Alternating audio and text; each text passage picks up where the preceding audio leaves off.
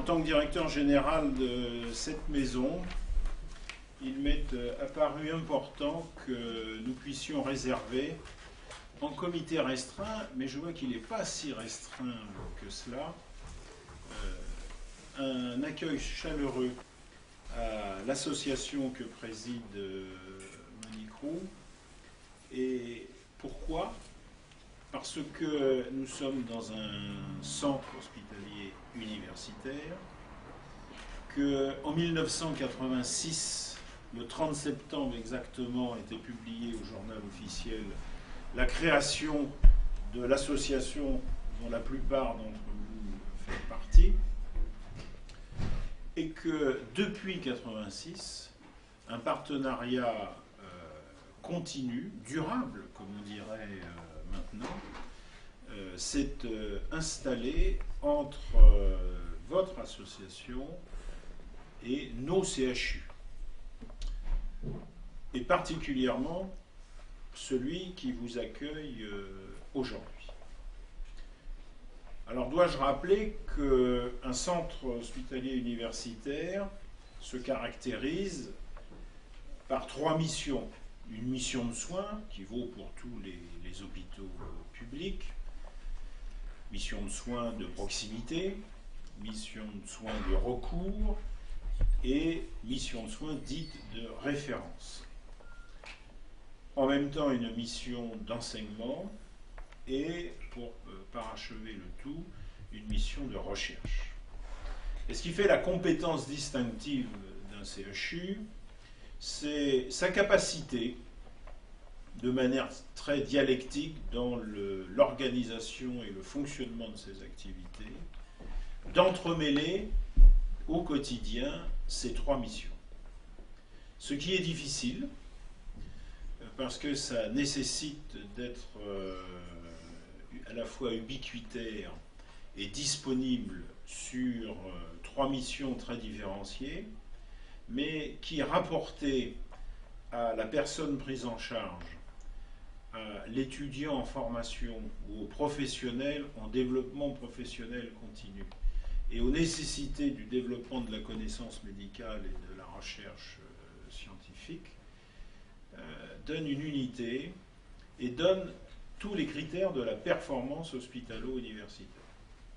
Nous sommes dans une réalité aujourd'hui où la croissance de la connaissance médicale, du développement des technologies est une croissance quasi géométrique, et avec de plus en plus de difficultés d'adaptation pour les hommes et les femmes que nous sommes, à cette accélération de la connaissance, à cette accélération du développement technologique, et la nécessité non pas de nous adapter derrière, mais d'anticiper ces évolutions et de faire en sorte que le plus précocement possible, une fois que la recherche a abouti, étape par étape, phase par phase, que l'innovation semble stabilisée après avoir été évaluée, valorisée, la mettre à disposition en quasi-routine hospitalière au bénéfice des patients. SOS Rétinite s'est coulé dans ce moule de manière très anticipatrice et a joué un rôle auprès de notre CHU, et je le souhaite, continuera longtemps à jouer ce rôle, en étant présent à la fois sur des aides à la personne, des aides en termes professionnels, au travers de bourses, d'aide à la mobilité pour les futurs hospitalo-universitaires, et aussi en dons matériels. Et si on fait les comptes, et excusez-moi d'être trivial et de faire les comptes, mais c'est plus de 2 millions d'euros que votre association, sous la présidence, j'allais dire la férule de votre président, a porté au bénéfice des activités de notre CHU. C'est considérable.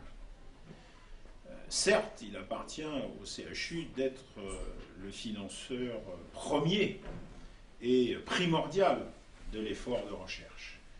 Mais on sait, comme partout dans le monde, que la recherche, c'est aussi le produit de coopération. Et c'est une vraie fierté pour notre CHU d'avoir pu, aux côtés de SOS Rétinite, sur un créneau particulier de la recherche médicale et scientifique, d'avoir pu focaliser en quelque sorte ces activités. Alors, les buts de l'association, c'est la lutte contre la cécité et tous les facteurs de développement de la cécité. Je cite la dégénérescence maculaire, la rétinite bien évidemment, rétinite pigmentaire, et une volonté, un but d'intérêt général, c'est-à-dire de réduire l'isolement des patients qui pâtissent de ces pathologies. On sait quel est le réflexe de repli sur soi, d'enfermement en quelque sorte dans sa personnalité, pour les sourds, pour les aveugles, le retrait de la société, le sentiment d'être out, hors jeu, et la nécessité absolue d'aider les patients à mener le combat et à être en prise directe avec l'ensemble des éléments actifs de la vie au cours des différents âges qui sont les nôtres. Alors, aide financière pour la recherche. Pour le CHU, c'est important, à Montpellier. Vous savez que nous en avons fait, nous, un axe stratégique principal. J'ai souhaité, à ma prise de fonction, que vraiment on mette un coup de talon sur ces sujets-là. Et aujourd'hui, le CHU de Montpellier se situe, selon les modes de classement, au 5e ou 6e rang de la recherche clinique hospitalo-universitaire, derrière Paris, Lyon, Marseille, et avec Bordeaux et Lille. Et nous sommes fiers de ce résultat et nous allons continuer à progresser dans l'ensemble de ces domaines, parce que l'expérience montre que plus la recherche clinique est performante et efficace, plus la qualification des soins progresse. Et donc c'est un bénéfice direct pour le patient, s'agissant de recherche clinique, c'est-à-dire tout ce qui va améliorer d'une manière ou d'une autre la prise en soin au chevet du patient, de recherche translationnelle, qui va permettre l'échange d'observations médicales et scientifiques entre l'aspect prise en charge clinique et recherche plus fondamentale, et le lien, bien évidemment, direct avec la recherche fondamentale au travers des unités labellisées en partenariat avec les grands établissements à caractère scientifique et technique, l'INSERM au premier chef, le Centre national de recherche scientifique au deuxième chef, mais aussi le CEA, l'IRD, CIRAM, etc. Dans le cadre de l'ensemble de ces domaines, je vous ai dit aide à la personne et aide aux professionnels, c'est plus de 30 chercheurs que vous avez aidés. 32, oui, tiens les comptes, hein, je vais essayer, non, pas réussi. Moi j'en ai 30 sûrs. Oui, mais il va y en avoir 4 de plus. Oui, non, mais actuellement, vous en avez 30. Vous savez, c'est toujours une négociation ferme. C'est remarquable. C'est remarquable. Je parlais de l'effort du CHU. L'effort du CHU ne peut pas être produit si, à ses côtés, il n'y a pas des aides. Il y a les aides associatives, il y a les aides institutionnelles. Je salue la vice-présidente du conseil régional en charge de la recherche, Madame Ledin, qui sait très bien, Anne-Yvonne est là, présente. Merci Anne-Yvonne. Et on la remercie de sa participation. Donc les aides du conseil régional, dont c'est une des missions fondatrices que de porter, au travers de l'enseignement supérieur, le développement de la recherche. Et nous avons des partenariats forts avec notre conseil régional. Ensuite, dons de matériel. Alors là, c'est plus courant. Ça a commencé dès le départ avec l'acquisition d'un certain nombre d'équipements dont le professeur Christian Hamel, après moi, donnera quelques éclairages. En passant des OCT, des RTX, des banques d'ADN, etc., tout le robot, tout ce qui, un titre ou un autre, de manière pas seulement supplétive, mais déterminante, aide au développement de la recherche. Donc, je vous l'ai dit, au total, c'est plus de 2 millions d'euros qui ont été mis à disposition du CHU de Montpellier Et cette action exceptionnelle méritait d'être soulignée, d'où la manifestation d'aujourd'hui. Bon, puis il y a tout ce que fait Monique Roux. Alors, c'est Monique Roux, il suffit d'ouvrir le journal, vous la voyez. Si vous ne l'avez pas au téléphone ou à la télévision, vous l'avez dans la presse. Pas et assez, c'est bien pas parce assez. que laisser un peu de place aux autres. et ça, c'est très bien parce que c'est l'art aussi de sortir de notre jargon scientifique, technique, hospitalier et de mettre à la disposition du grand public des choses essentielles et au travers de cette communication de rappeler chacun à l'humanisme et à l'humanité. Et ça aussi, c'est un élément extrêmement important de l'action de votre association. Et je voulais en rendre hommage très officiellement à sa présidente. Alors nous, j'en profite pour vous préciser les choses. On est organisé globalement sur trois éléments et trois axes fondamentaux en ce qui concerne les activités d'ophtalmologie. Le centre référent, maladies rares, que dirige le professeur Christian Hamel, qui lui est positionné sur tout ce qui est prise en charge diagnostique extrêmement sophistiquée des maladies oculaires cécitantes, avec des projets ambitieux, et notamment un qui affectionne particulièrement Christian Hamel sur l'utilisation des thérapies géniques. Alors on rêve quand on aborde ces sujets, et ça invite immédiatement à garder nos ambitions, mais à être modeste, parce que le chemin est difficile. Et je le dis d'autant plus que ça renforce la nécessité de ce type de partenariat. L'impatience ne doit pas être érigée en argument théorique. Il faut de la modestie, du pragmatisme, de l'endurance et de l'obstination. Je ne dis pas de l'acharnement, mais de l'obstination médicale et de l'obstination scientifique. Bon, le service d'ophtalmologie du CHU, qui lui est, comme tout service d'ophtalmologie, entièrement dédié à l'amélioration de la santé visuelle des patients, mais qui, au travers de ses activités cliniques, et je ne le dis pas pour amoindrir l'enjeu de routine, parce que c'est sa mission, permet d'identifier les pistes qui peuvent permettre de prévenir ou d'amoindrir le développement des maladies cécitantes pour des sujets qui aujourd'hui sont indemnes. Donc toute la problématique du dépistage et de l'alerte. Et puis j'ai plaisir à saluer le service d'ophtalmologie du CHU de Nîmes, notre partenaire, ici représenté par le docteur Duperron, que j'ai aperçu tout à l'heure. Il est au fond de la salle. Il se cache, non? Comme les mauvais élèves. Il est là-bas, voilà. Et je le remercie d'être parmi nous aujourd'hui.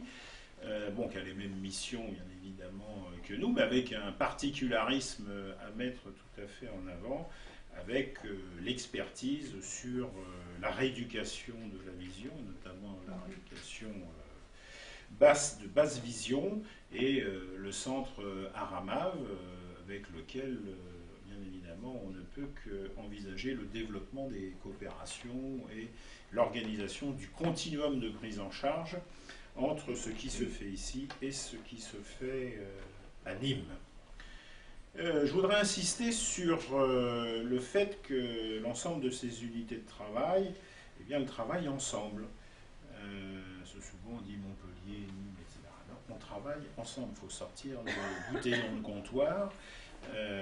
Alors c'est pas toujours facile, bien évidemment, mais ça se passe bien entre les équipes et ça permet d'assurer au mieux nos missions d'enseignement, de formation, de recherche et de prise en charge des patients. Donc chaque année, il y a plusieurs patients qui sont pris en charge à la fois par le centre référent, le service ici à Montpellier et dans la continuité à Nîmes, Le plateau technique des consultations du CHU est partagé avec le centre référent. L'achat par le CHU du deuxième OCT dans la foulée de ce qui avait été fait avec SOS Rétinite a, je crois, notablement amélioré les choses et fluidifié les circuits entre les aspects cliniques et puis les aspects recherche. Il y a un staff mensuel, dit staff rétine, qui est organisé sous la responsabilité de Christian Hamel et qui permet de partager les informations sur ces maladies et qui en même temps assure la formation des internes pour le Languedoc-Roussillon et même en interchu.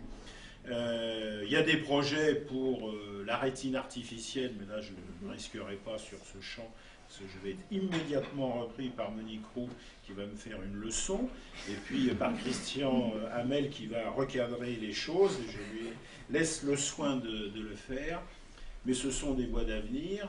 Je vous mets en perspective que le CHU de Montpellier a inauguré il y a quelques jours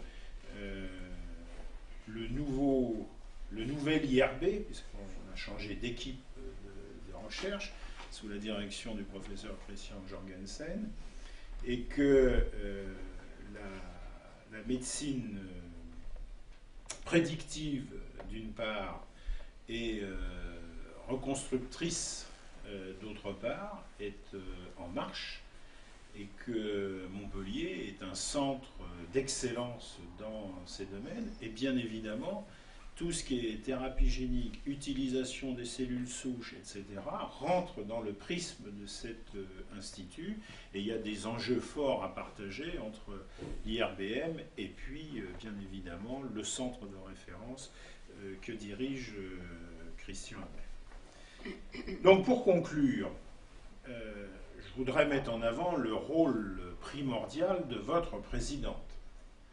Je n'aurai pas l'outrecuidance de vous présenter Monique Roux.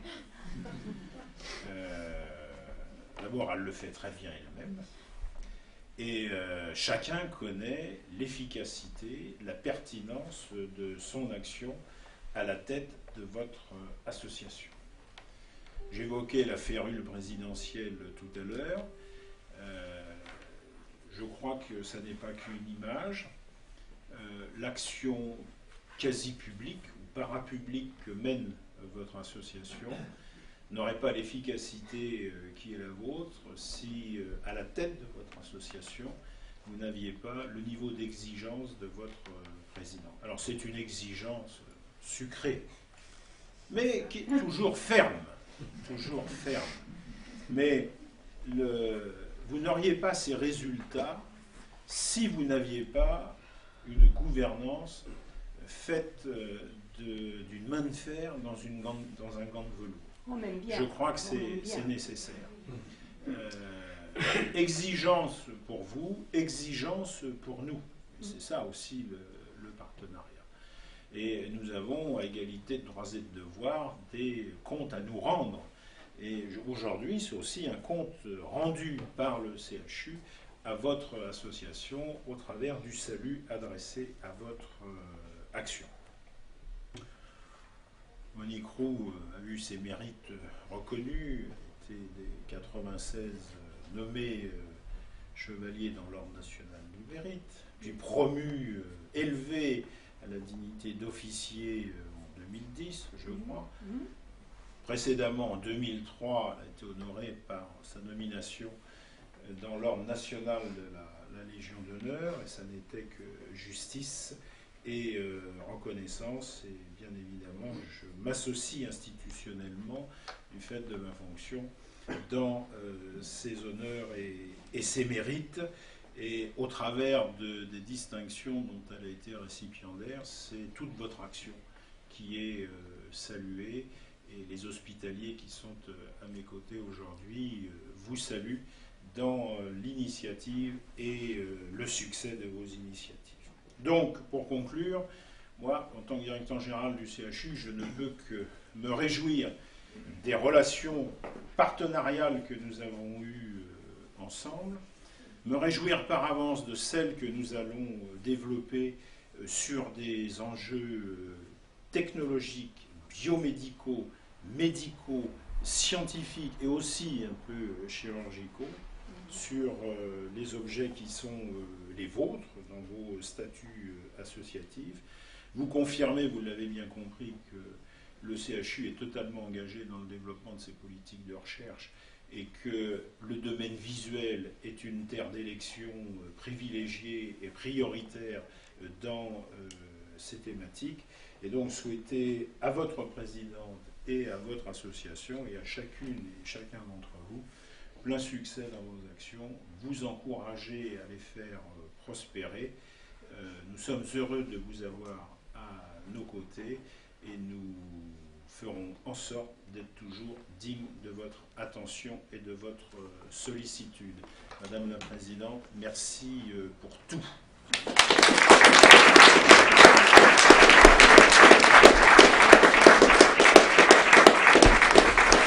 Que nous nous connaissons, Monique, depuis 23 ans. Et oui, on s'est rencontrés Christian. en 1992. Et pour aboutir à tout ce que vient de décrire M. Domy, il faut une mise en musique. Hein. Et cette mise en musique, on le doit à un chef d'orchestre qui est juste à côté de moi. Et en l'occurrence, le chef d'orchestre, qu'est-ce qu'il a dans ses mains, hein? Des baguettes. Il a, je dirais, sa plume, votre plume que l'on connaît, hein, qui s'exprime aussi d'ailleurs par la parole, et de l'autre main, le porte-monnaie. Et l'orchestre, voilà. Hein.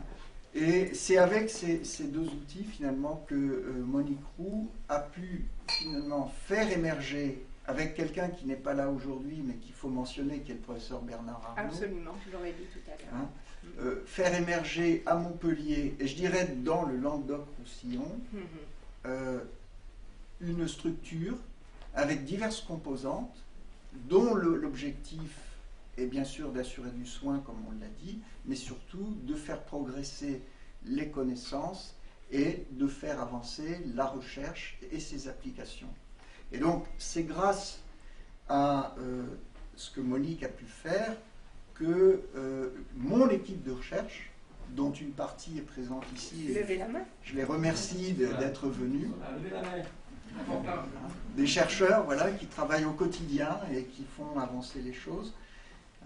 C'est grâce à elle donc que l'équipe de recherche a pu se mettre en place, parce que c'est elle qui d'emblée m'a tout de suite dit ben, je vous paye un technicien, je vous paye un chercheur, je vous paye un doctorant, je vous paye un postdoctorant, sans quoi on ne peut pas avancer, parce qu'au début on n'a pas grand chose finalement à montrer, hein, donc les organismes payeurs, eh bien, ils ne vous donnent pas de l'argent comme ça, donc il faut des gens comme Monique et l'association SOS Rétinique pour jouer ce rôle de starter et ensuite continuer au long cours.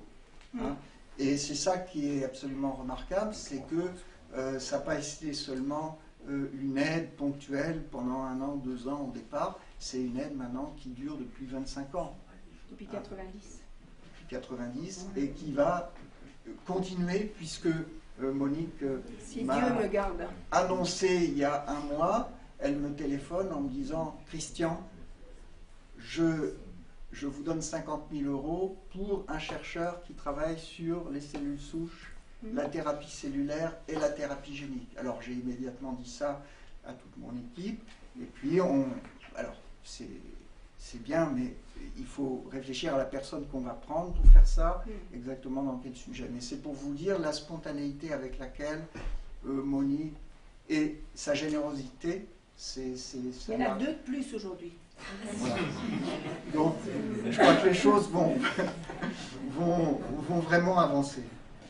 Alors, je voudrais préciser aussi, en effet, on a parlé des équipements. Les équipements, c'est important, mais j'allais dire, ce qui est encore plus important, c'est les hommes. Hein, les hommes et les femmes, bien sûr, mais je viens de l'évoquer. Mais bien sûr, les équipements, ça marque, et puis on fait à chaque fois une manifestation. Alors, le premier équipement, et je m'en souviens parce que ça avait été quelque chose de remarquable, c'était le premier séquenceur. Séquenceur. Le premier séquenceur, le premier séquenceur automatique à fluorescence, eh bien, c'était dans le laboratoire qui, à l'époque, n'était pas mon laboratoire. Moi, j'étais qu'un jeune chercheur dans ce laboratoire. Eh bien, c'est à Montpellier, le premier séquenceur, ça a été payé par, en fait, la fondation EDF. Mais cette fondation EDF était en lien très fort Françoise avec est là Monique d'ailleurs, Roux, Françoise Lagrange. grâce à M. Lagrange, qui 65 est millions disparu d'anciens aujourd'hui. fonds. Mais Françoise est là. c'était un appareil, je ne sais plus, ça avait dû coûter à 65 l'époque, millions de centimes. 65 millions Parce de que c'est centimes. en ancien franc. Voilà. Et donc, bon, tout le monde était venu, c'était la grande C'était fête beau, au c'était beau. laboratoire. Et voilà. Donc, un effort extraordinaire qui nous a propulsés en avant de la recherche génétique sur les maladies oculaires à Montpellier, sans quoi, eh bien, ça ne se serait pas fait. Et puis, par la suite, une fois où nous allions, je crois, à Périgueux ensemble dans le train, Je sais plus. longue discussion, etc., Monique me dit, avec sa familiarité habituelle pour ce genre de choses, vous n'auriez pas besoin de quelque chose, Christian? Et là, il m'est apparu tout de suite une évidence, c'est que dans notre service, nous n'avions pas d'OCT. Vous savez, l'OCT, c'est cet appareil magique qui a émergé depuis une douzaine d'années, qui permet de voir les détails de la rétine des patients, chose qu'on ne pouvait pas faire auparavant. On voit la rétine comme sur une coupe au microscope, on voit les différentes couches, et donc ainsi, on a pu identifier d'ailleurs des nouvelles pathologies qu'on ignorait auparavant, et puis on peut beaucoup mieux suivre les pathologies qu'on connaît. C'était le premier de France. Et en tout cas, il y avait déjà des OCT dans le secteur privé, privé. mais nous, à l'hôpital, nous n'en avions pas. Et donc, Monique, elle a fait banco. 65 millions de centimes. 2-3 mois après. Alors, au passage, elle a négocié avec le fournisseur pour avoir des prix ajustés. Et donc, on a eu notre appareil, et je dois dire, ça a changé complètement notre manière de travailler. Depuis, bien sûr, on a eu 2 autres OCT. Le professeur Villain s'est employé beaucoup, justement, à acquérir le dernier OCT. Ceci-là, cette fois-ci, avec le financement du CHU. Ah, très bien. Mais donc, encore une fois, c'était un rôle de pionnier que vous avez eu Et qui a fait pousser en avant les choses. La banque d'ADN, oui, je n'allais pas en parler parce que je dirais... La première banque d'ADN... Je dirais que c'est quelque chose de nécessaire pour nous, mais c'est bien entendu très important. On est certainement une des premières banques d'ADN en Europe pour les maladies génétiques de la vue. Je crois qu'actuellement, on ne doit pas être loin de 10 000 ADN. Et je vois Béatrice Boquet là-bas qui est à la tâche tous les jours depuis 10 ans maintenant et qui s'occupe de la banque avec le plus grand sérieux. Et enfin, troisième appareillage, celui-là c'est il y a, je sais pas, 3 ans. Quand M. Domy est arrivé, je m'en souviens, vous étiez mon invité et on ne se connaissait pas. La caméra RTX 100, alors bon, c'est un sigle évidemment qui ne veut pas dire grand-chose, mais qui signifie qu'avec une technologie nouvelle, on pourrait dire révolutionnaire, qui s'appelle l'optique adaptative, qui est une technologie qui est utilisée pour l'observation des planètes lointaines, qui permet d'éliminer en fait des interférences qui se trouvent dans l'espace et qui diminuent en fait la visibilité des objets célestes.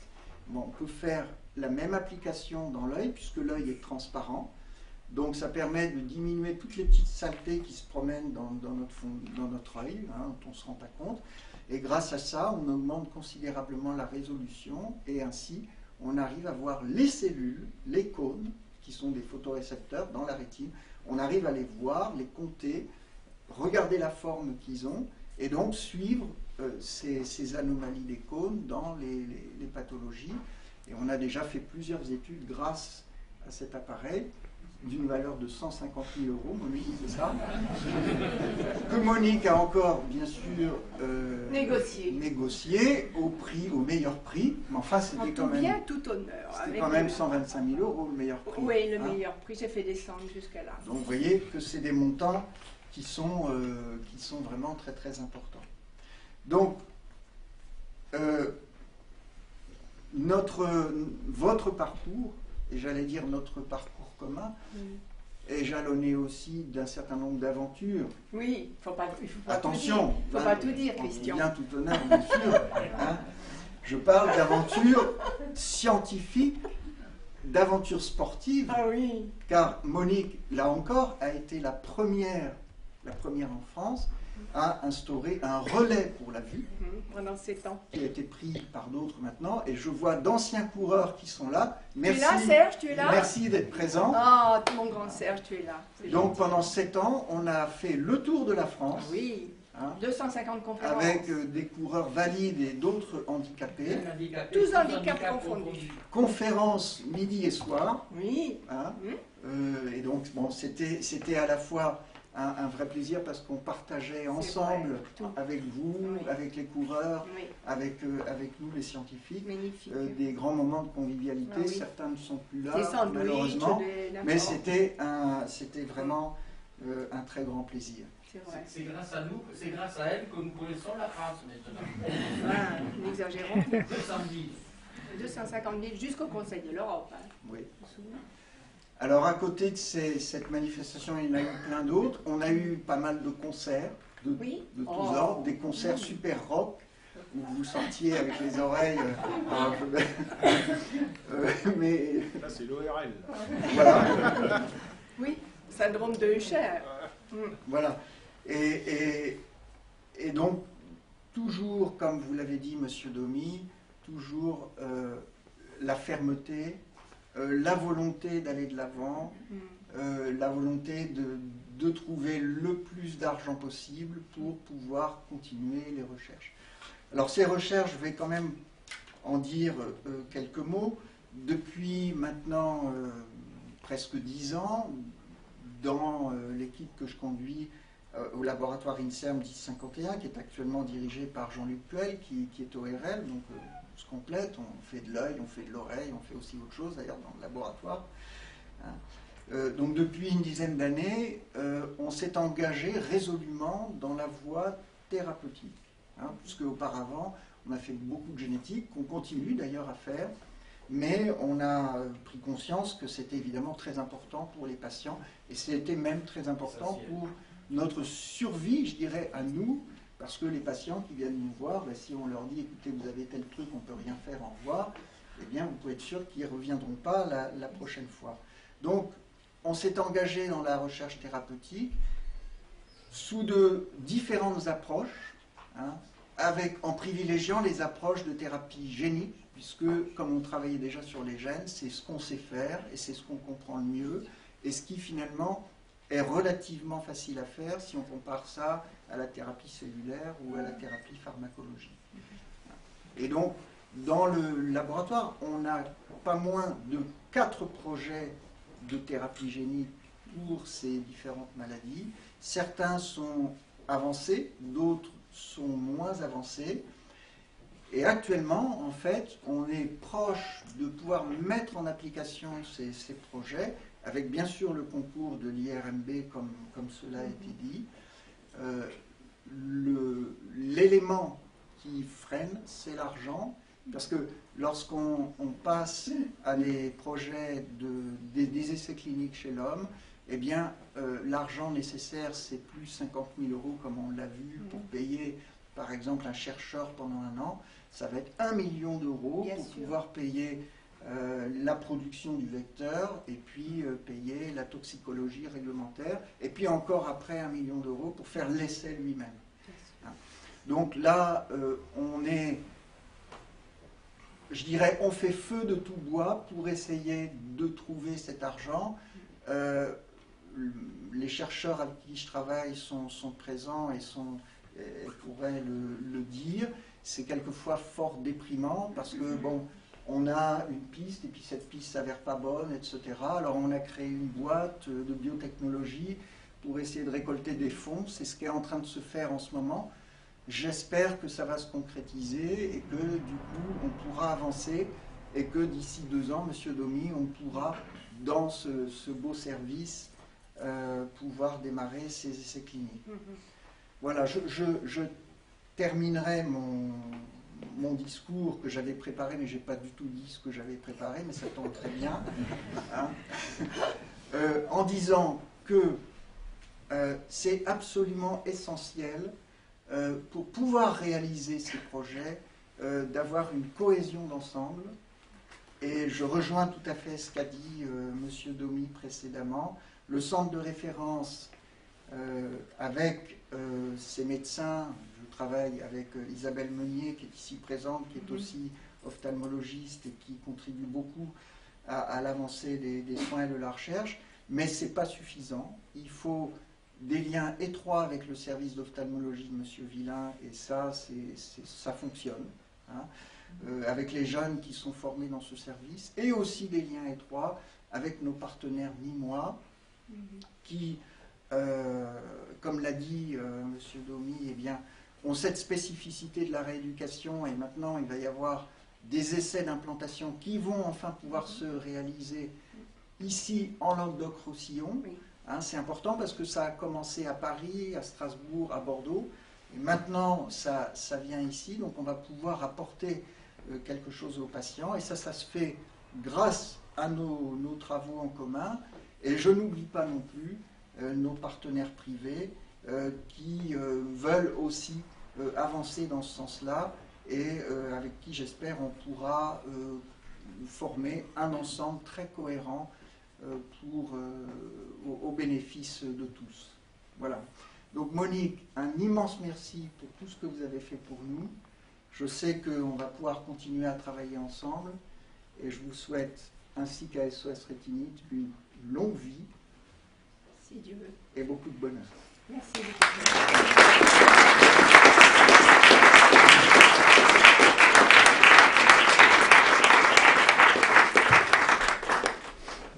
Monsieur Philippe Sorel, président du conseil de surveillance du CHU, maire de Montpellier et président de la métropole, vous présente ses excuses de ne pouvoir être avec nous. Il y tenait.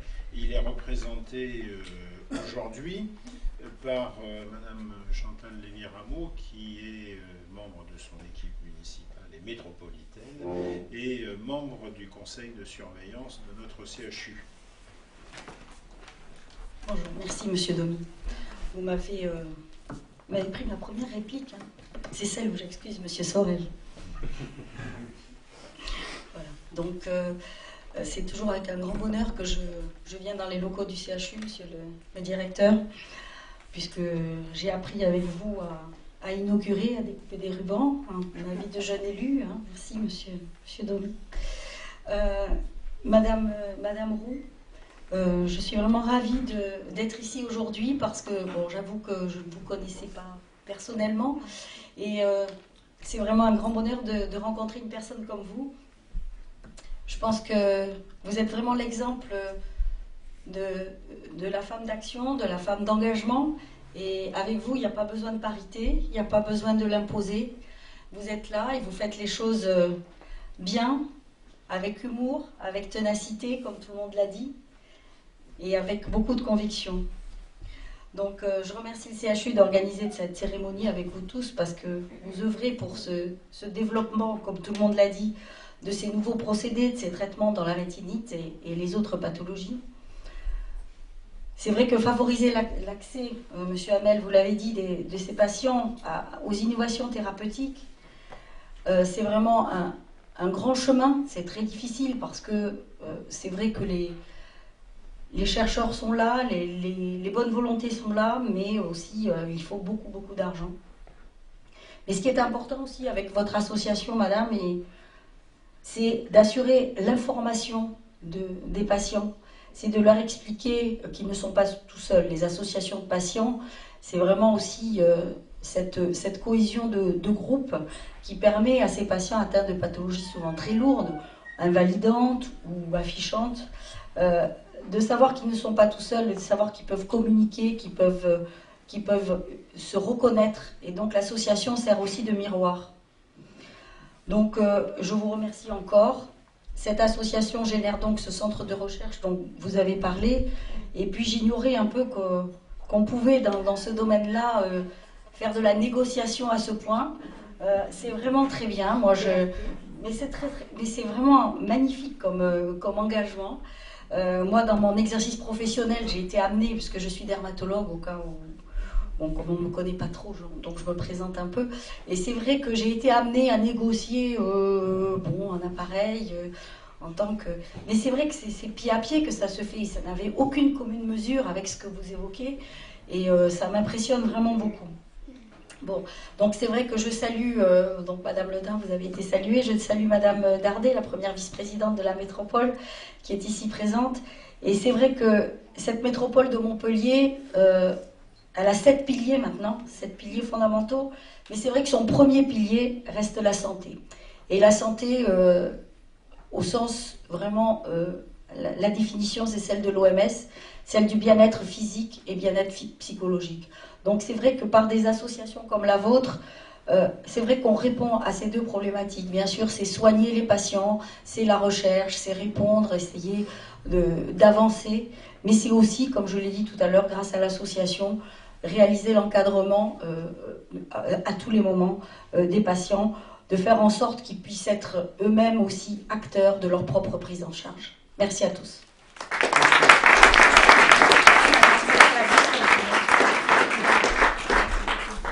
Monsieur le préfet représenté, monsieur le président du conseil, madame Anne-Yvonne Ledin, députée, pardonnez-moi, monsieur Patrick Vignal, représenté, député, monsieur le président du conseil régional, représenté, monsieur le président du conseil général, représenté, monsieur le maire, représenté, et bien sûr, je m'adresse avec chaleur à monsieur le directeur général, monsieur Domi, puisque vous avez eu l'élégance, monsieur le directeur, de m'inviter et de nous rendre cet hommage à l'association et à moi-même. Sachez que je vous en suis infiniment reconnaissante, parce que être reconnu quelque part, c'est très motivant. Et vous avez eu ce cœur. Je ne travaille qu'avec des gens de cœur. D'ailleurs, ceux qui sont là sont tous des gens de cœur. Donc merci vraiment. Nous sommes tous très touchés, car c'est presque une première à Montpellier. On nous rend des hommages à Paris, un peu partout, et là vraiment, ça nous fait très plaisir. Alors bien sûr, je ne vais pas résumer 30 ans de bénévolat de façon non-stop, ce serait beaucoup trop long. Je ferai un jour une encyclopédie en racontant tout ce qui s'est passé, parce que, voilà, parti de rien quand même, il faut le signaler. Ce que je voudrais dire peut-être en avant-première, c'est que la vision est un système sensoriel majeur chez l'homme. Et ça, je crois que personne n'en a pris vraiment conscience, car toutes nos activités de chaque jour, elles sont nombreuses, passent forcément par les problèmes de vision. Et donc, voir n'est pas un luxe. Il n'y a pas suffisamment de... J'aurais aimé, bien sûr, mais ça, on n'arrive jamais à avoir en France 3, à moins de se faire brûler vif devant l'hôpital. Voilà, on aura France. C'est quand même terrible, parce que c'est le Languedoc-Roussillon, nous avons Midi Libre, et merci infiniment. Mais c'est quand même important d'expliquer que la vue est quelque chose de majeur. Tout ce qui rend, bien sûr, handicapé est important, mais devenir aveugle ne vaccine pas non plus contre les autres maladies. Hein. Moi, je ne peux pas me déshabiller, mais j'ai des bleus comme ça et comme ça. Je prends des coups partout. Donc voilà, c'était important. Alors, qu'ai-je fait quand on m'a appris, alors que j'étais une jeune maman, que j'étais atteinte de rétinite pigmentaire? Tenez-vous bien, car ce sont les propos tenus. Maladie génétique, évolutive, qui mène inexorablement à la cécité et qui est sans thérapie. À 34 ans, vous êtes foudroyé. Vous êtes marié, vous avez une maison sur les bras à payer, vous avez une carrière et 2 enfants. On est foudroyé. Donc j'ai supplié les ophtalmos par la suite de ne plus jamais annoncer des choses aussi terrifiantes. Je devais être aveugle à 35 ans. Puisque mon mari claironne partout, je peux le dire, je vais avoir 80 ans le 10 juin. Alors évidemment, je n'y vois pas tellement, mais je ne suis pas aveugle, donc il ne faut pas programmer. La sémantique est très importante. On parlait aussi, d'ailleurs Gérard Duperron est là, et il m'avait gentiment invité à Nîmes une année auprès de 80 ophtalmos. On parlait de résidus visuels. Non, nos yeux ne sont pas des poubelles, des îlots visuels. Moi je me vois sur un îlot avec je sais pas moi, dans un hamac sous les cocotiers. L'image est très importante parce que on rentre dans notre cerveau, et je puis vous l'affirmer, des choses qui sont absolument négatives et qui n'arrangent rien. Alors bien sûr, il ne faut pas donner de faux espoirs, mais au demeurant, on en a besoin. Sans espoir, on meurt. Hein. L'espérance est un trésor. Alors un parcours, comme dirait le président de la République, dur, c'est dur. C'est dur pour lui, c'est dur pour nous aussi. Hein. Donc voilà, 30 ans de bénévolat avec la motivation que vous me connaissez. Je n'ai comment dirais-je, aucune, vous voyez, mes mots me manquent, c'est bientôt Tête et Cou qui va me récupérer. Je n'ai aucune excuse, c'est ma motivation profonde. C'est parce que j'ai mal accepté de cette maladie, mal accepté de perdre la vue. C'est une épée de Damoclès qui descend. Certains sont aveugles très tôt, d'autres plus tard. Moi j'ai eu cette chance, enfin je suis dans un brouillard terrible. Et c'est ce brouillard qu'il va bien falloir nous enlever et nous guérir. Alors oui, un parcours long, dur. Je n'imaginais pas finalement ne rien faire d'autre, hein, parce que ça dévore ma vie totalement. Hein. Alors je pense quand même qu'on m'aime bien au bureau NFI, oui, Pierre. On vous adore. Oh, c'est gentil. Ah non, on m'a présenté comme quelqu'un, hein, bon. Non, on travaille en famille. Hein. Moi, je ne peux pas travailler autrement que ensemble. C'est le mot, monsieur, que j'avais retrouvé et aimé lors de votre prise de parole, lors des vœux. Ensemble, c'est un mot merveilleux, c'est un adverbe merveilleux. Seul, on ne peut rien faire. Ensemble, on peut tout faire. Et j'espère bien que tous ensemble, là, on va y arriver, on va gagner. Alors, je voudrais rendre hommage au professeur Bernard Arnault, absent aujourd'hui, avec lequel j'ai toujours d'excellentes relations, car l'hôpital était incontournable, et c'est M. Arnault qui venait d'arriver. Sans lui, nous n'aurions rien pu faire. Avec l'INSERM, Mireille Claus, est-ce que Mireille est là? Non. Ni Anne-Françoise. Elle était conviée. Oui, on les avait conviés aussi. Enfin, on a fait du bon travail. J'ai acheté un beau robot, là-bas, 65 millions aussi. Il fonctionne toujours, d'ailleurs. Hein. Alors, donc, avec l'hôpital, l'INSERM, le CNRS, en hospitalo-universitaire, et l'association. Voilà, c'est cet ensemble qui a fait que nous avons en partie réussi, je dirais, puisqu'on n'a pas encore gagné ce challenge. Mais la main dans la main et ensemble. Alors, c'est vrai que j'avais rien à vendre, hein. Je n'ai toujours rien à vendre. Des yeux qui ne valent pas grand-chose, hein, qui ne sont pas chers. D'ailleurs, je voudrais signaler aux médias qui sont là, et dites-le autour de vous, que cette maladie ne se voit pas. Moi, quand je suis assise à côté de quelqu'un, on croit que je les vois bien. Ben non, pas du tout. On est comme un éléphant dans un magasin de porcelaine, hein, on ne voit plus rien, nos yeux restent vivants. Pourquoi? Moi, donnez-moi une antenne nationale, de l'argent, je vous en ramasserai. J'expliquerai brièvement à la France entière notre pathologie. Deux visions, une vision périphérique, en bref, une vision centrale, et des maladies qui ne se voient pas. Pourquoi? Parce que c'est notre rétine qui est altérée. Ça, on confond toujours avec le trachome ou les maladies d'Afrique, l'onchocercose, ces yeux qui sont blancs. Non, nous on a, en plus on a de beaux yeux, paraît-il. Là. Donc voilà, le malheur, c'est que nos yeux ne voient pas. Alors on croit toujours que l'on triche. Et moi j'ai pris l'habitude de tendre tout de suite, une main. C'était vous, Christian? C'est le micro, c'est pas grave. Et oui, voilà. Donc j'ai pris l'habitude de tendre la main, parce que, vous le disiez justement, monsieur le directeur, tout à l'heure, c'est terrible de perdre la vue. On ne peut plus se situer. L'équilibre est dans la vue, aussi dans l'audition, mais dans la vue. Et donc, on est privé de tout. Il faut avoir une volonté de chien pour, depuis 30 ans, avoir fait tout ça. Je remercie le ciel, car je suis croyante, de m'avoir donné cette force. Alors, pardon. Petit moment d'émotion. Donc voilà 30 ans où il fallait innover, rien à vendre. On est quelquefois comme un objet encombrant. J'ai fait les ministères, la ronde des ministères, je connais de A à Z, et l'Élysée, Matignon. Et je dois signaler qu'une année à Matignon, je ne donnerai pas de nom, je suis assez bien élevée pour ça. On m'a dit, oh mais vous comprenez madame, devenir aveugle ne fait pas mourir. Mais vous avez raison monsieur, ça fait simplement crever de désespoir. Ah oui, il faut répondre, vous savez, on est pris de court. Et on m'a dit, vous pesez combien d'adhérents? Ben monsieur, je pèse mon poids. 60 kilos, à peine, enfin à peu près. Donc on est confronté en permanence à, vous savez, oui, il faut une rage de vaincre, vraiment. Et une volonté de dire ça ne peut pas continuer.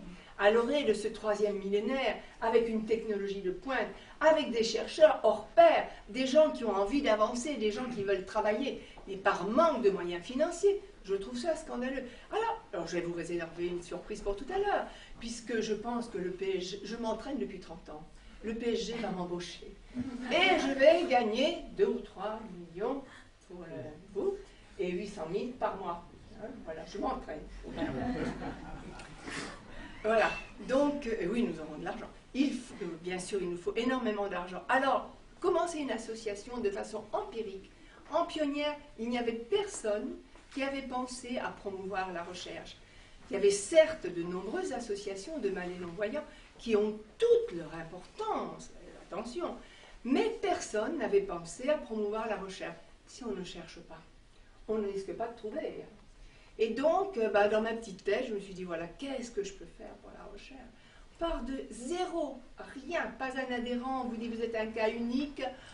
C'est dur. Heureusement que j'avais à ce moment-là une petite jeune fille dont le papa était directeur de France 3 à La Colline à l'époque. Et je lui raconte mon histoire. Je lui dis, je vais perdre la vue, c'est quand même terrifiant. Elle était stagiaire, mais ça m'intéresse. Donc nous avons fait une émission de France 3. Et pour m'avoir dit que j'étais un cas unique, eh bien après cet appel, après ce passage à France 3 à La Colline, j'ai eu près de 400 appels en Languedoc-Roussillon, en me disant, mais madame, je suis comme vous, j'ai la même maladie que vous, je suis... Ah bon, donc on n'est plus seul. Et ça, vous le disiez, monsieur, tout à l'heure, c'est vrai, quand on est plus seul, on est beaucoup plus fort. Alors, qu'est-ce que j'ai fait? J'étais plus jeune, hein, plus vive aussi. J'ai donc réuni une partie de ces personnes-là, autour d'un petit restaurant pas cher, et on a commencé à fonder cette association. Et puis, j'ai été aidée, je dois le dire, par France Télécom et La Poste, qui étaient mes 2 administrations de l'époque, puisque j'ai eu une carrière de sociale. J'en ai gardé la tripe quand même. Et donc, j'ai bénéficié de la franchise postale, d'un téléphone gratuit pendant des années, personne ne le savait. Le jour où les syndicats l'ont su, on me l'a fait supprimer. Alors que c'était pour moi un outil formidable, puisque je n'avais pas de moyens, j'avais 0 centime en poche. Donc je téléphonais, j'écrivais, j'avais la franchise postale, j'avais les France Télécom, hein, mon petit Louis, tu es là, Louis? Ah yes, oui, à France Télécom, hein, où on faisait mes bulletins d'information qui étaient moches à l'époque. Maintenant, on a des beaux dossiers, Christian, on les sortir, ils sont beaux. Pierre nous fait des dossiers magnifiques. Donc, c'est une époque, il n'y a rien, et on part de façon empirique. Et petit à petit, je me souviens du professeur Lévy, je ne sais pas si quelqu'un l'a connu, qui était le bras droit de Georges Frêche, qui était à la faculté de médecine de Montpellier, qui a eu une écoute très chaleureuse, qui m'a dit « Ah oui, madame, vous avez raison, c'est grave de perdre la vue. » Donc, on commence comme ça. Georges Frêche, à qui je dois beaucoup. Dominique est là, on a travaillé, Dominique Ralevao, c'est un ami, vraiment.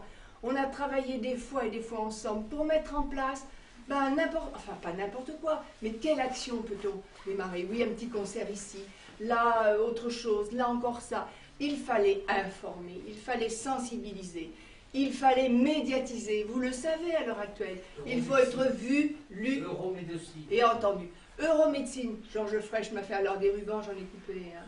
Allez, Madame Roux-Larétinite, il m'a donné la parole devant une pléiade de scientifiques, comment dirais-je, des prix Nobel de physique, des prix Nobel de médecine, un micro. Et c'est comme ça que j'ai fait mes premières âmes devant un micro, où on ne m'a plus arrêté depuis. Donc, voilà, voilà. Mais donc, il fallait bien faire quelque chose. Il fallait bien continuer. Et j'ai commencé, bon, monsieur le directeur général l'a très bien dit, Christian aussi, je ne veux pas non plus prendre trop de parole, mais c'est de fil en aiguille qu'on arrive, que j'avance. Par contre, je voudrais dire, je vais être vilaine, mais ça m'arrive quand même. Je vais être vilaine parce que tout le monde nous reconnaît, et très bien, et aujourd'hui aussi, mais nous n'avons, madame, vous le direz à votre mère, la ville de Montpellier, aucun centime de subvention.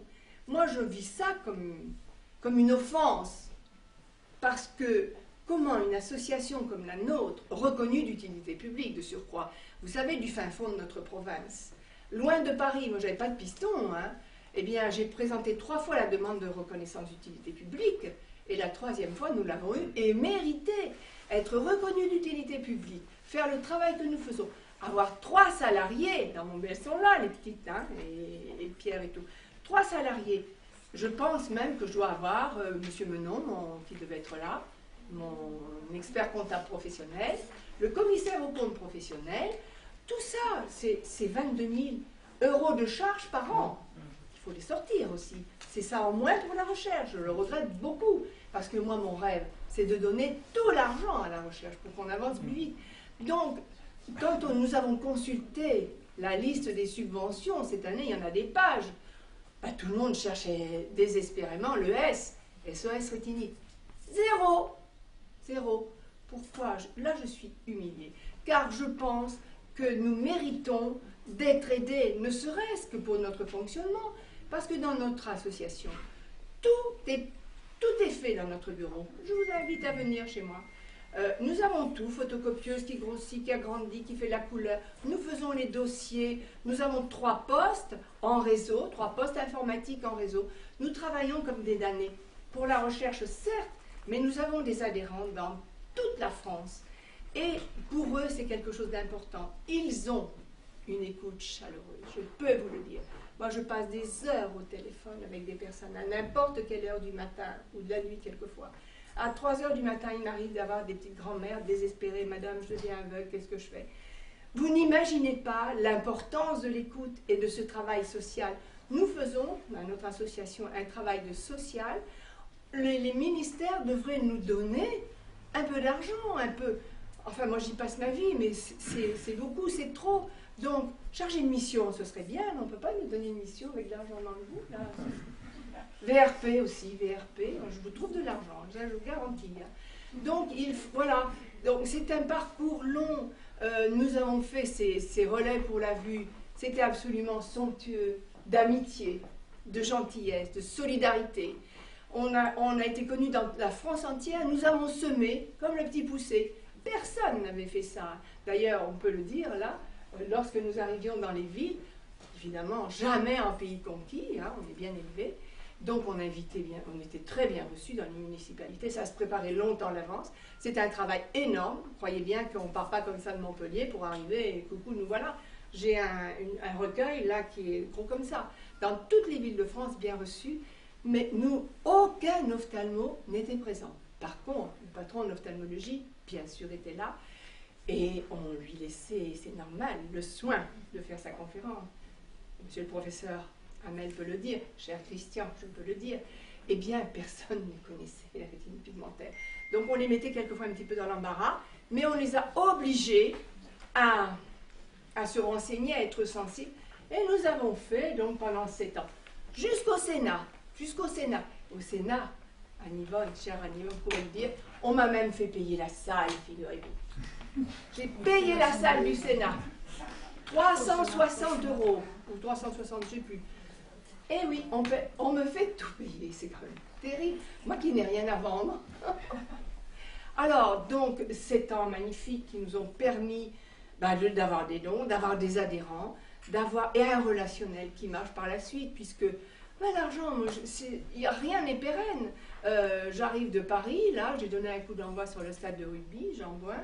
Bon, j'espère qu'il y aura des retombées, je n'en sais rien. Je suis allée donner le départ des courses automobiles chaque année, depuis 19 ans, sur le circuit du Castellet. On nous aime, hein, Bénédicte? On y est allé plusieurs fois. Donc, je reviens avec un chèque de 17 700 €. Mais rien n'est... Quand je pars, je ne sais pas si je vais ramener quelque chose. C'est comme un pêcheur. Hein. Il ramène ou il ne ramène pas. C'est par contre très fatigant. Donc, nous avons eu un hommage formidable à Paris l'année dernière. Choisi, alors là, vraiment, je ne sais pas encore comment, à travers 12 associations parisiennes de très haut niveau. Eh bien, c'est la petite association de Monique Roux qui a été choisie par le Chœur des Compères. Vous ne savez pas ce que c'est que le Chœur des Compères. Je vais vous le dire. Je ne savais pas. Ça veut dire compère, ça veut dire compagnon de personnalité. Alors, habituellement, ces 59 personnalités de haut niveau en matière de musique, eh bien, font chaque année un concert pour une œuvre caritative. C'est normal, toute utilitaire, hein, les enfants cancéreux, les ceci, les cela. La vue, bon, il n'y avait rien de fait. Moi, j'envoie tout le temps des dossiers, mon Dieu, des centaines de dossiers. De l'énergie, il en faut. On se dit sur les 100, il y en aura peut-être un de retenu. Enfin, un jour, on m'a téléphoné, on m'a dit, madame, oui, qu'est-ce que vous faites? Alors, bon, on a envoyé dossier, etc. Et puis, on me rappelle, on me dit, oh, c'est bien ce que vous faites, madame, c'est bien, mais peut-être l'année prochaine, on choisira. Enfin, oh, je me suis dit, ça y est, c'est comme une fois de plus, c'est parti au panier. Et puis, on me rappelle, vous pourriez nous envoyer davantage de documentation? Oh, alors oui, boum, envoyé en pierre, on a fait un beau dossier, super. Le dossier arrive. Alors on m'a dit, écoutez, voilà, nous sommes 12 à voter, et pour l'instant, nous avons décidé 3, vous avez déjà 3 marraines. Madame Duhamel, la femme du journaliste, qui était chef de chœur, que je ne connaissais pas. Madame Fabiani, une femme absolument adorable, cette magnifique famille de grands médecins que je ne connaissais pas. Et une troisième dame, Madame Juillet, je crois. Sur 12, je me suis dit, sur 12, je vais passer à travers. Et puis, un beau jour, je reçois un coup de fil en me disant, madame, nous avons l'honneur de vous annoncer qu'on a choisi votre... Ah là, j'ai pleuré de joie. Parce que Paris, habituellement, le concert se faisait salle Gaveau, 1000 places.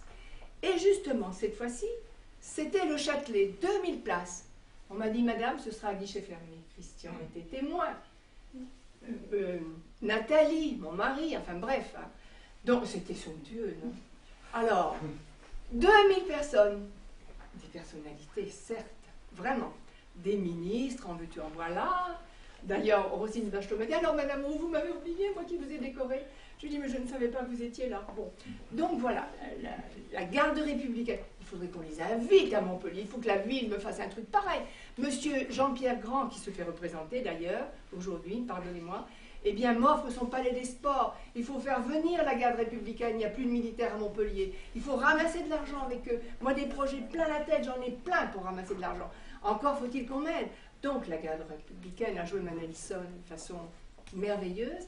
Et puis, toute cette belle chorale, c'était à se mettre à genoux. Hein. Vous étiez dans la loge de Jean-Pierre Raffarin, qui est de chez moi. Il est de chez moi, je suis de la mienne. Voilà. Donc, il m'a sauté dans les bras. Madame Roux, voilà. Donc, je suis revenue avec 53 000 € quand même.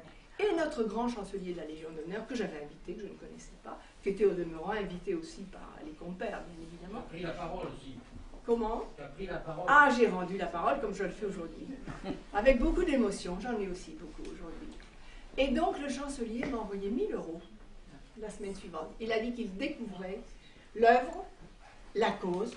C'est quand même curieux que depuis 30 ans, on se bat comme des fous et que les gens découvrent. Mais pourquoi? Pourquoi est-ce qu'on n'a pas France 3? Pourquoi est-ce qu'on... Invitez-moi à l'Assemblée nationale, madame la députée. Non, mais il faut qu'on fasse quelque chose. Il faut qu'on fasse quelque chose, il faut qu'on avance. Donc, alors, bien sûr, ça a été formidable. Donc voilà, je glane par-ci, par-là, les Inner Wheel. J'ai à peu près 10 clubs d'Inner Wheel, des femmes, qui me font un Open de golf, un tournoi de bridge. Cette année, c'est la Ramaf qui m'a fauché mon tournoi de bridge, mais je leur laisse bien heureusement, parce que c'est très important aussi, Nîmes. Il faut qu'on travaille avec Nîmes. C'est normal, hein. Il faut qu'au contraire, resserrer les liens avec toutes ces équipes-là pour qu'on avance bien. Et donc, voilà, j'ai perdu mon fil, hein, ça m'arrive. Ah oui, tu voulais remercier Robert. Ah non, non, non, pas pour l'instant. Non, non, je voudrais rendre un hommage tout particulier et que toutes les instances l'entendent bien. C'est un hommage au GIHP, représenté par le directeur M. Brousse aujourd'hui et par M. Balix, le président. Car je voudrais vous dire que grâce à eux, à leur humanité, à leur sens de... Enfin, moi je ne trouve même pas les mots pour le dire. C'est grâce à eux qu'on peut avoir un peu d'autonomie. Je suis tout le temps partie, moi j'ai toujours une valise à la main, un pied levé. Ça me soulage. Merci Robert, tu es gentil, tu es adorable. Et donc, oui, ça te soulage, puisque mon mari m'emmenait avant. Donc, on vient me chercher, on me raccompagne, on m'emmène partout, avec une gentillesse, avec un service comme nulle part ailleurs on voit, à la SNCF, avec le service Accès Plus. Ce qui permet aux handicapés que nous sommes, je ne dirais pas d'avoir une vie quasi normale, mais d'avoir une vie quand même, de sortir de chez soi, de sortir de son isolement, pour se battre, bien sûr, parce que le but est là aussi, mais vraiment, vraiment, je vous assure, M. Brousse et M. Balix, vraiment, que ce soit la base, que ce soit tous les conducteurs, il n'y a rien à dire. C'est le must, c'est le must. Et s'il doit y avoir des subventions, je peux vous dire que je préfère qu'on les donne à eux, même qu'à moi, parce que vraiment, l'immense... comment dirais-je, ce qu'ils peuvent apporter à tous les handicapés, c'est vraiment remarquable. C'est remarquable. On ne le sait pas assez, on ne le dit pas assez, mais moi je le dis tout le temps. Alors, je voudrais rendre hommage, bien sûr, à tous mes membres du conseil d'administration. La plupart sont là présents aujourd'hui. Je les remercie de me supporter. Ils me font confiance, et ça c'est gentil aussi. Je voudrais dire que notre association est limpide, à la virgule. C'est-à-dire que, oui, j'ai de la rigueur, j'ai vraiment une main de fer dans un gant de velours, mais les finances, pour moi, sont quelque chose de très important. Il ne rentre jamais d'argent liquide dans notre association. Tout se passe par chèque. Chèque départ, chèque arrivée. J'aimerais qu'il y ait beaucoup d'arrivées, mais bon. Et ils sont tous photocopiés. Nous avons une comptabilité exemplaire. Je paye un expert comptable. 1 400 € par trimestre, je trouve que c'est cher. Oui, parce que c'est de l'argent qui sert. Comment? Et puis un commissaire au compte professionnel, parce que je veux que tout soit transparent. Et voilà, si on pouvait expliquer à certains États comment on gère quelque chose quand on n'a rien à vendre et qu'en plus on donne, je trouve que on serait peut-être pas très endetté. Hein, enfin, voilà, alors à la région, partout, il faut qu'on cartonne. Non mais Monique est quelqu'un de formidable, elle a la conscience de la science. Et ça, c'était pas donné il y a 25 ans, 30 ans. Ah, c'est une des premières à être partie sur la recherche. C'est vrai, et dédiée à une pathologie. Et vous dites que les gens n'en parlaient pas de la rétinite, mais moi, qui n'étais rien, je savais que ça existait. Je connaissais ces gens qui avaient des taches sur les yeux et qui perdaient la vue. Ce qui me sidère dans ce que vous avez dit, c'est qu'apparemment, beaucoup de gens puissants ne le savaient pas. C'est vrai, absolument. Eh bien, ça change tout. Et en fait, c'est une femme qui change les choses. C'est un bonheur.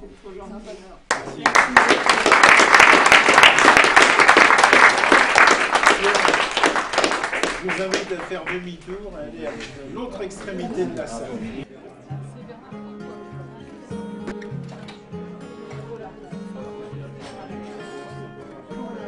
Beaucoup de mes amis sont venus des nuages, avec soleil et pluie comme un simple bagage. Ils ont fait la saison des amitiés sincères, la plus belle saison des quatre de la terre. Ils ont cette douceur des plus beaux paysages et la fidélité des oiseaux de passage. Dans leur cœur est gravée une infinie tendresse, mais parfois dans leurs yeux se glisse la tristesse. Alors ils viennent se chauffer chez moi Et toi aussi, tu viendras.